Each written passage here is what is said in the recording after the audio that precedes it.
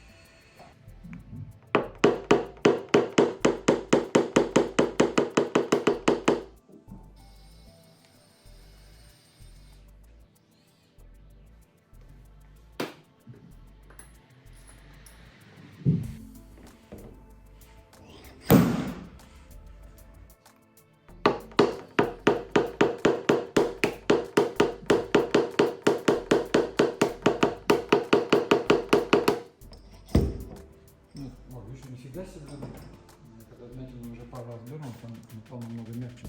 Даже сильно не ударил, то это не вытягивает. Ну, для этого, мне кажется, для такой мелочевки папа Бэр намного, мне кажется, лучше. Он, потому что это не такой сильный, отлепляется легче намного.